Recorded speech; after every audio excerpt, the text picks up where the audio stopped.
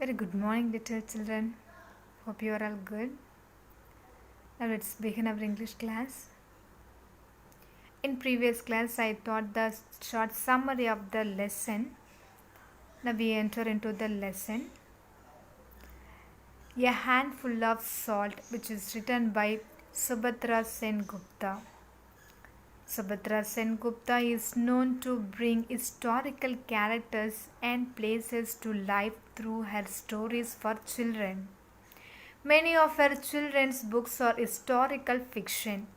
She also writes travel stories, detective, and ghost stories, as well as comic.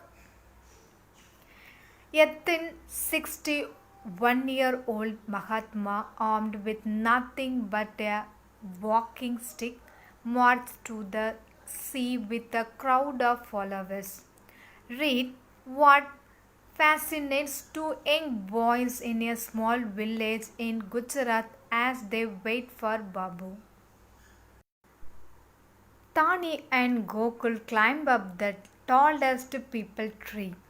It was the best spot for a long distance view. They would see the rough village track for miles as it snags away beyond the huddles of mud thatched huts to run along the Sabarmati River. This morning the river lay glistening in the early morning light. No one knew when the procession would come, so the two boys had come prepared for a long wait. They were carrying a small cloth bundle of chapatis and a couple of bananas. Tani turned to his friend and asked, "How will we know when Babu is coming? Will there be someone beating a drum, singing and dancing?" Gokul grinned and shook his head. "What do you think this?" The village had been talking of nothing else but the march for days.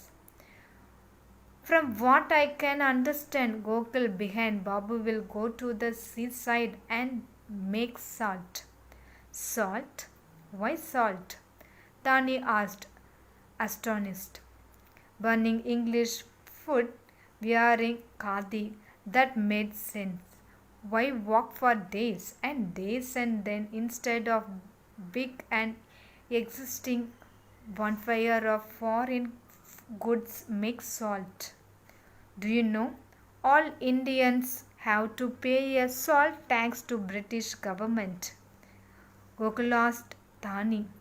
"When the poorest peasant has to pay the tax, Babu is protesting because he thinks it is a very unfair tax. By law, we are not allowed to make salt.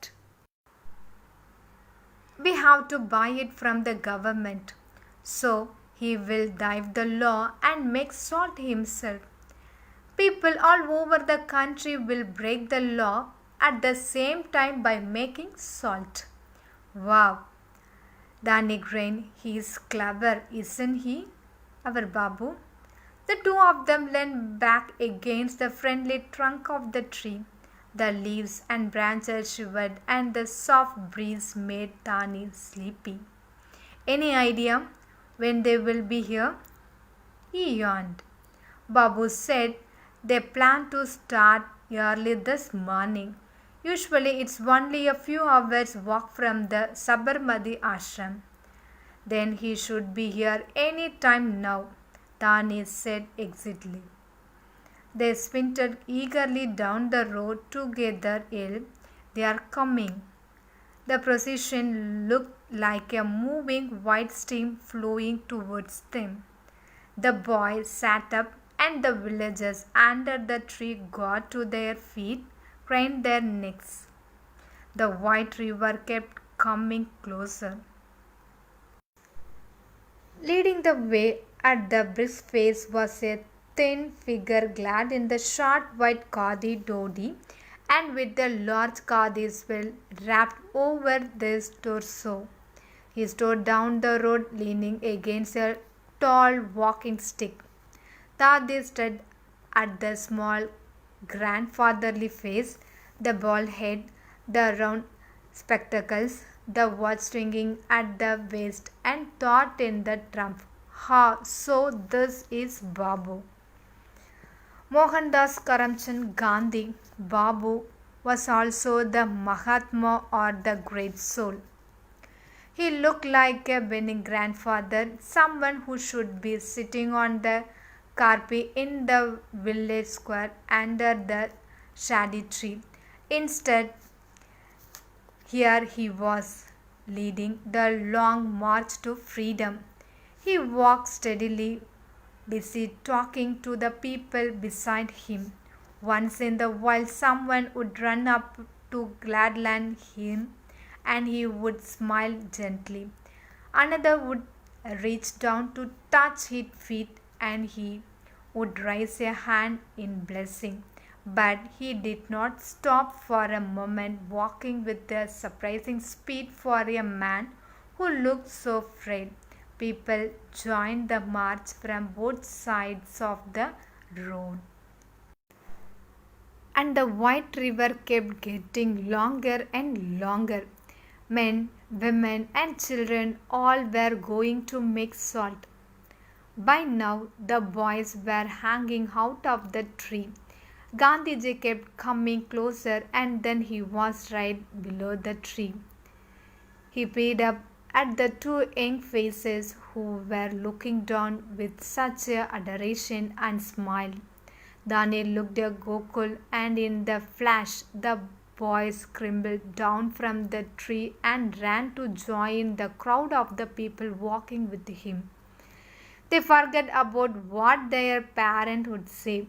They did not worry about what they would eat or how they would get back. Of the village was going anyway. Babu had called them, how would they say no? So they walked. It seemed as if the whole of India was walking with them.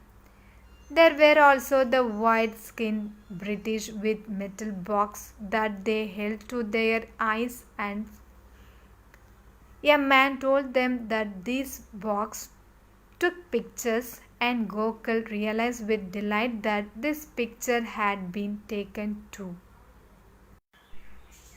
All the while, the white river kept getting longer and longer. Babu chatting and smiling, waving, nodding, marched on.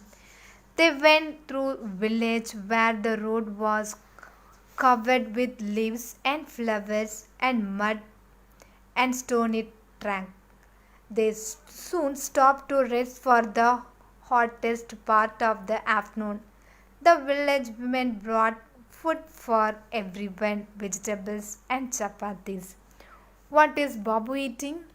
Tane wondered anxiously. With all this walking, he will need lots of energy. Gokul looked around at the people sitting nearby. Some were dozing while others were together talking. The boys went close to one group of men, one of them wearing a toddy and kurta, chewed pan, and speaking in a heavy accent asked, "For how long do we have to walk?" Another answered haltingly, "Well, Sabarmati is in the Ahmedabad and Dandi is on the Bombay coastline. If calculated, that would be about 385 kilometers." There was complete silence as everyone digested the long distance they would have to walk. And by my calculation, the man continued, if we go the way we have started walking only in the mornings and evenings, it will take us 3 to 4 weeks. Trust Babu to think of something like this.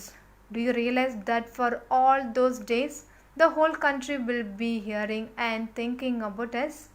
Nothing would help our cause more. He is uniting the nation by making salt. That truly is a brilliant man. Just then the boys noticed a tall, thin man coming towards them.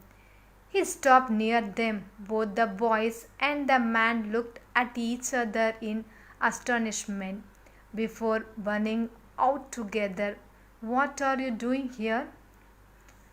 Gokul's father had also joined the march and they did not even know. He shook his head. He should have known you two would do something like this. Well, now it is time to go home. I know it is fun and you should like to go on, but it is a long walk to Dundee and it is not for small boys. Will you be going? Gokul wanted to know.